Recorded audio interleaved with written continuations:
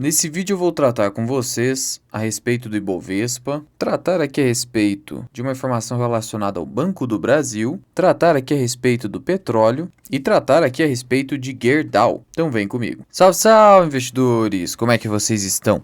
Sempre lembrando que antes de continuar, você clica no botão aqui embaixo de inscrever-se para ajudar esse canal. E o Ibovespa na presente data segue subindo 0,72%. Desde o pregão do dia 27, está havendo aqui um leve fluxo positivo estrangeiro, ou seja, houve uma estabilização no curto prazo após toda essa saída que ocorreu no dia 21 de setembro de mais de R$ 1 bilhão.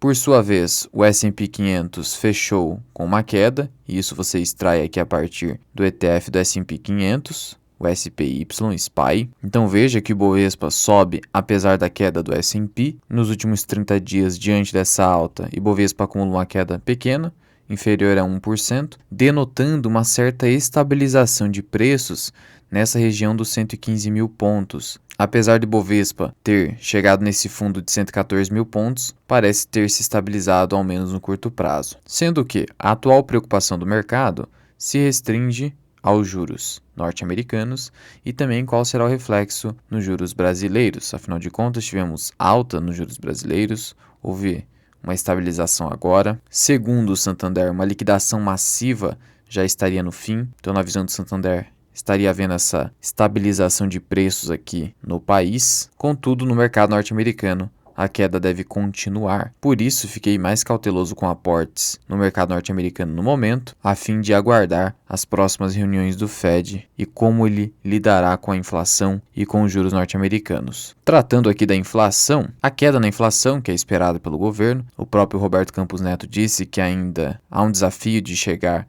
a meta de inflação, já que a meta atual é 3,25% e ela não será alcançada. IPCA deve fechar próximo de 5% nesse ano. De qualquer forma, tivemos uma queda se nós compararmos com o IPCA que ficou em 2 dígitos em 2021, sendo que, segundo o governo, essa queda de inflação deve tirar até 30 bilhões de reais em arrecadação para o governo federal. E aqui há um ponto interessante, a inflação, ela até certo ponto é benéfica para o governo, porque ela promove a arrecadação, e a queda da inflação faz o quê? Retira a arrecadação do governo, porque a inflação significa preços maiores, e como o tributo ele basicamente é um percentual que incide sobre uma base de cálculo, a base de cálculo é o preço dos produtos e serviços. Em havendo uma base de cálculo inferior, o governo arrecada menos. Por outro lado, o governo precisa controlar a inflação, porque senão a popularidade do governo e dos políticos acaba indo pelo ralo. Então há essa necessidade de equilíbrio nas políticas monetária e fiscais, especialmente monetária quando falamos de inflação.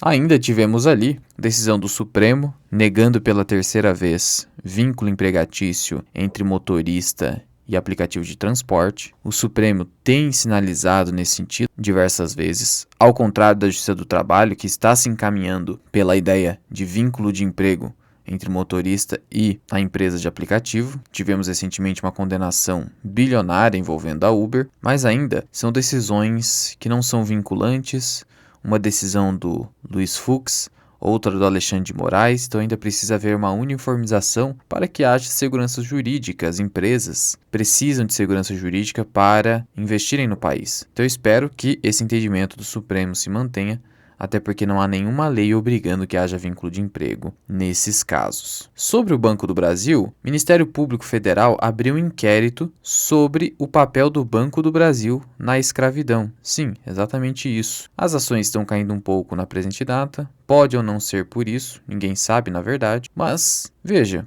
o MPF ele admitiu a abertura de um inquérito civil após ser provocado por solicitações presentes em um abaixo-assinado, um documento escrito por 15 professores e universitários de diversas universidades brasileiras e estrangeiras. Diante disso, o MPF notificou o Banco do Brasil, solicitando informações em relação à posição do banco quanto ao tráfico de pessoas negras escravizadas, a existência de pesquisas financiadas pelo banco para avaliar a narrativa sobre a própria história, informações sobre traficantes de pessoas escravizadas, informações sobre financiamentos realizados pelo Banco do Brasil e a relação com a escravidão, iniciativas do banco com finalidades específicas de reparação em relação a esse período. E sim, estamos falando de uma atuação do banco sobre um evento ocorrido no século XIX. E qual é a acusação aqui? é que os historiadores apontam que escravidão e modernidade eram partes constituintes da instituição financeira do Banco do Brasil, que, vale lembrar, foi criado em 1808. Em nota, o Banco do Brasil afirma que a história do país e as relações com a escravidão precisam ser um processo de reflexão permanente, obviamente, e que está à disposição do Ministério Público para qualquer esclarecimento, mas basicamente foi isso que aconteceu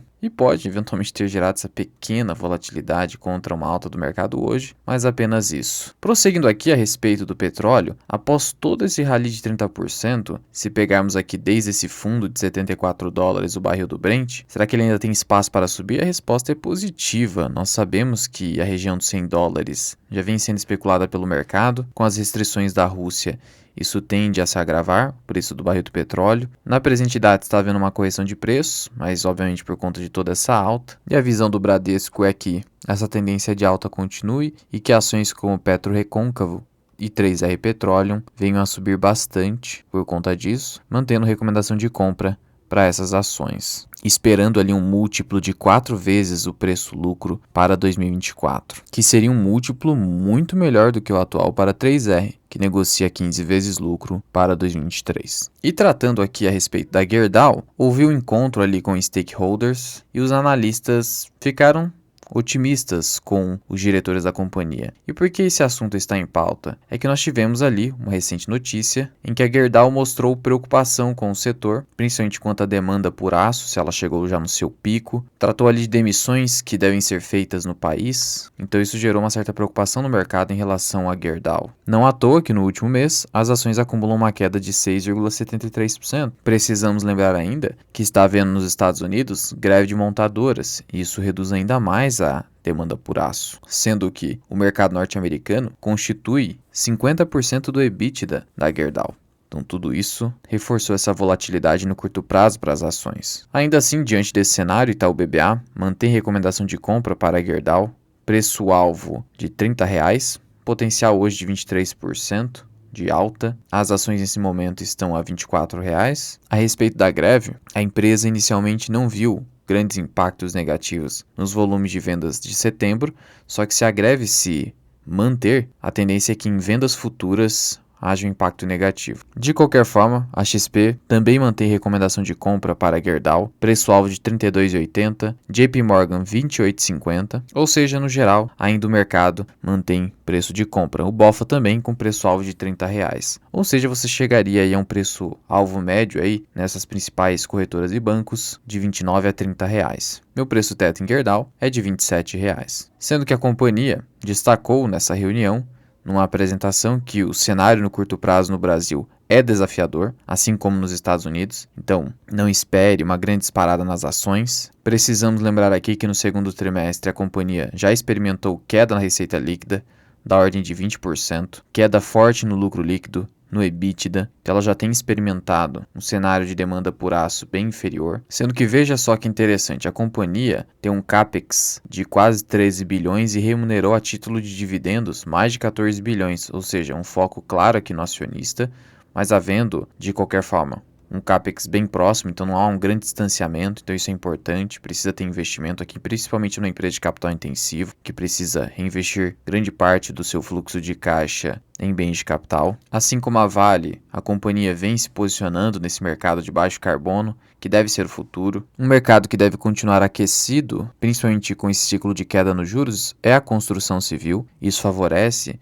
e promove uma medida compensatória na receita líquida e no EBITDA da Gerdau em razão da greve no mercado norte-americano. O varejo também segue nesse cenário. A indústria, o cenário é um pouco mais delicado. O índice de confiança industrial do brasileiro segue comprometido no curto prazo, até por isso vimos também volatilidade nas ações de home. Olhando-se aqui para os múltiplos da Gerdau, nós vemos que apesar dessas quedas apontadas aqui no resultado do segundo TRI, a companhia segue negociando a um múltiplo PL ainda baixo. Olhando-se esse gráfico aqui, nós percebemos como a empresa entregou valor ao acionista, ao menos aqui desde 2016, sinalizando se tratar de uma empresa bem menos cíclica do que as empresas de mineração e as próprias siderúrgicas concorrentes da Gerdau, como por exemplo os Minas e a CSN. O ROIC da empresa ainda segue bastante elevado, apesar da queda, que já era esperada, ainda está em patamares bem melhores do que em anos anteriores, denotando aqui uma excelente alocação de capital. A dívida também ainda muito controlada, as margens da empresa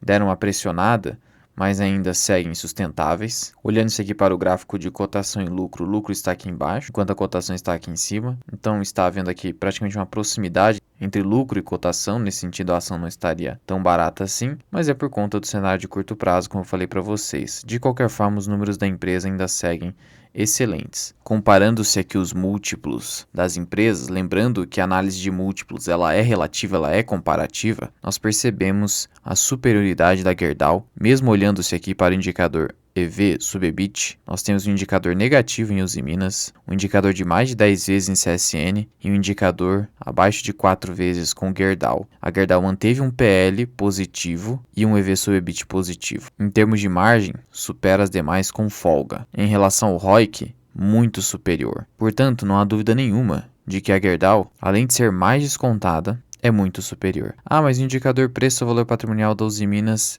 é menor. Mas esqueça isso aqui, porque afinal de contas, como o ROIC da empresa, o retorno sobre o capital investido, é pífio, inclusive ficou negativo, é óbvio que o indicador será pequeno. Além do fato de que a empresa precisa ficar fazendo impairments para reavaliar o seu imobilizado, sempre para baixo. Então é um problema também, de tal modo que se você eventualmente quer se posicionar nesse segmento, a Gerdau sem sombra de dúvida seria a melhor opção. Mas é um segmento difícil, você percebe pelas pares setoriais e pelos seus números. Então esteja ciente disso, do seu caráter cíclico, e nós estamos vendo isso. E a própria Gerdau reconhece isso ao estar exposta à demanda pelo aço no mundo, especialmente nos Estados Unidos, que é uma economia que no momento está fragilizada. De qualquer forma, eu não vi motivo para baixar meu preço teto a R$ 27,00. No momento não tem ação na carteira, mas fico de olho. Não é recomendação. Se você quiser aprender mais sobre investimentos, considere se tornar membro do canal associado Mirai. Você clica em Seja Membro, adiciona o nível 2 e tem acesso a aulas exclusivas. Alternativamente, você pode contratar os meus serviços de consultor de investimentos, sou analista CNPI 3707, posso montar a sua carteira do absoluto zero ou analisar o seu portfólio já existente por escrito ou via consulta individual comigo por Google Meet que dura pelo menos 1 hora. Para me contatar, basta enviar uma mensagem via WhatsApp, que deixo aqui na descrição e no primeiro comentário fixado. Mas já vai deixando aqui nos comentários. Você é investidor de Gerdau? É uma ação que está no seu radar? Muito obrigado por ter ficado comigo até aqui. Eu sou o Luan, esse que é o canal Mirai Investing. Até o próximo vídeo. Fui!